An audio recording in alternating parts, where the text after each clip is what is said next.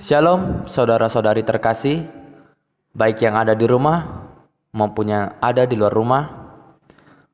Pada kesempatan kali ini, saya akan menjelaskan tentang atribut Allah mengenai kekudusan Allah dalam materi teologi sistematika. Manusia selalu berusaha mencari tahu tentang sifat Allah. Dan manusia mempunyai rasa ingin tahu yang besar dalam hal memahami kekudusan tersebut. Hal ini membantu manusia untuk mengerti mengenai kuasa Allah dan watak Allah dalam kekudusannya. Kekhususan dalam bahasa Ibrani menunjukkan kepada kekudusan yang berkaitan dengan sifat Allah. Kudus merupakan sifat Allah yang sejajar dan sejalan dengan sifat-sifatnya yang lain. Allah adalah kudus, dan kudus merupakan salah satu atribut Allah yang penting. Oleh karena itu, Allah mengasingkan dirinya dari dosa, sebab Allah adalah kudus. Sifat Allah yang kudus menunjukkan bahwa Allah adalah Allah yang sempurna. Oleh karena itu, Allah mengasingkan dirinya dari dosa, karena Allah tidak dapat bertemu dengan dosa. Latar kekudusan.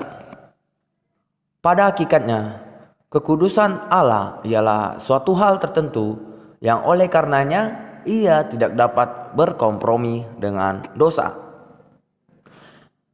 Kata kudus dalam bahasa Ibrani yaitu kadas memiliki arti suci. Kata kadas juga dapat diartikan bersinar. Jika ditelusuri lebih dalam, kad artinya memotong dan memisahkan. Hal ini dapat disimpulkan bahwa Allah memisahkan diri dari hal-hal yang bertentangan dengan sifatnya tersebut. Dalam Alkitab, Allah sering disebut suci karena Allah digambarkan benar-benar tidak dapat bersekutu dengan dosa karena ia benar-benar kudus. Sifat kudus yang dimiliki oleh Allah tersebut dikaitkan dengan posisi atau kedudukan Allah sebagai Tuhan alam semesta. Hal ini berarti kekudusan merupakan pernyataan Allah yang seharusnya manusia ketahui bahwa Allah memiliki kedudukan tertinggi yang tidak bisa berdekatan langsung dengan manusia yang penuh dosa. Tuhan dalam kekudusannya juga menuntut ciptaannya yang mulia, yaitu manusia, untuk hidup dalam kekudusan yang terpisah dari segala kejahatan dan dosa. Dan tentu manusia harus menyerahkan seluruh hidupnya kepada Allah saja.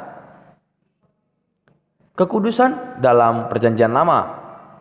Kekudusan juga dijelaskan dalam Imamat pasal 17 sampai 26, yang dimana seorang umat yang akan masuk dalam suatu hubungan harus hidup kudus karena Allah adalah kudus. Allah dinyatakan sempurna dalam kekudusannya. Hal ini terdapat dalam Keluaran 3 ayat 5, di mana pada saat itu Musa yang berjumpa dengan Allah tidak dapat mendekati Allah lebih lagi karena wilayah yang didekati oleh Musa adalah wilayah yang kudus. Seperti yang tertulis, tanggalkanlah kasutmu dari kakimu, sebab tempat di mana engkau berdiri itu adalah tanah yang kudus. Dari sini juga dapat dimengerti betapa tinggi dan kudusnya Allah itu. Kekudusan dalam Perjanjian Baru. 1 Petrus 1 ayat 16 dituliskan, kuduslah kamu sebab aku kudus.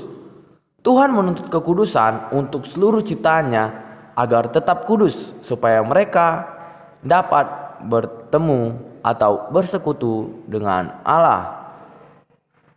Dalam hal ini, orang percaya harus mengambil bagian dalam kekudusan Allah. Tentu, kekudusan Allah adalah mutlak. Orang percaya memiliki standarnya tersendiri untuk dapat membangun persekutuan dengan Allah.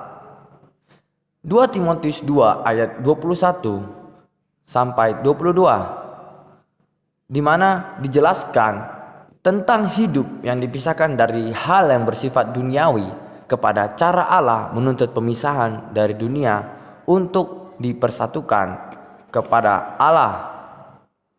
Hagios dalam bahasa Yunani memiliki arti terpisah atau terpotong. Ini digunakan dalam keadaan terpisahnya seseorang agar Tuhan dapat memakainya. Dalam 1 Tesalonika 4 ayat 3, kekudusan mempunyai makna atau arti, yaitu perubahan yang menyerupai dengan citra Allah, tumbuh dalam anugerah dan mencerminkan kemuliaan dari Tuhan.